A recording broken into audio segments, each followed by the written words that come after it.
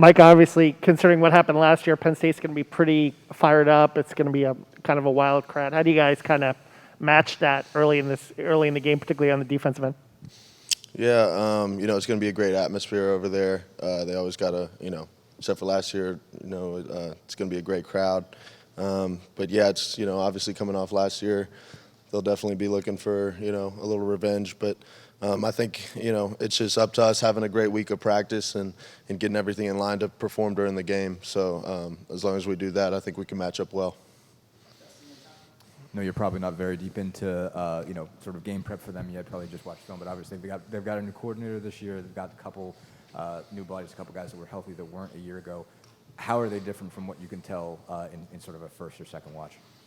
Yeah, they're pretty explosive, and they got a lot of dynamic guys outside, and they'll be making plays on the edge. But I think it's gonna take our guys up front doing their job and stopping the run early, and then forcing them to throw the ball, and then after that we'll do our job on the back end. So yeah, I think it's just everybody doing their job and locking in. Micah, you're going up against an experienced quarterback in Sean Clifford, who's played a whole lot of games in that.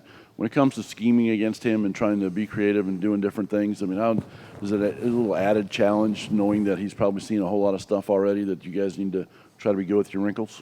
Yeah, he's a great quarterback, real experienced guy, and he's not he's not normally a runner, but he can use his legs and extend plays and scramble and get out of the pocket. So we're going to definitely have to do a good job containing him up front, and then locking onto guys on the back end and making sure we're not coming out of coverage to kind of corral him, but doing our job as linebackers and flowing with the ball and tracking him down. So it's going to be part of our game plan for sure.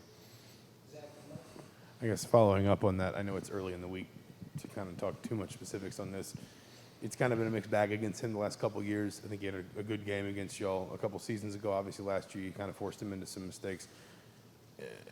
Is there anything different that kind of pops off film about him kind of early on in prep for this week? Just because I think this season in particular, it seems like he's been more efficient. He's been able to kind of mix things up a little bit more with the way he uses his guys and create more explosive plays.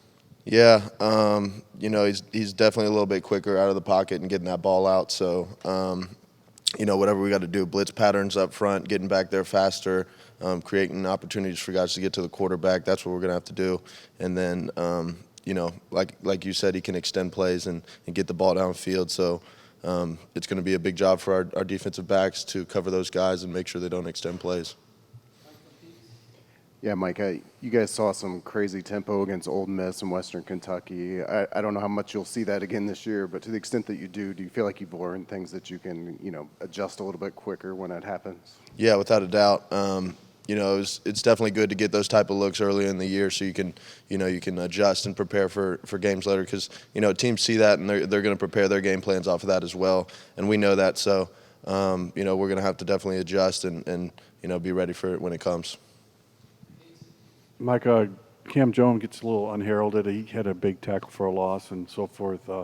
Just talk about his progress. You've seen it up close the last few years. Yeah, no, he's a great player, and it's just really exciting to play alongside him.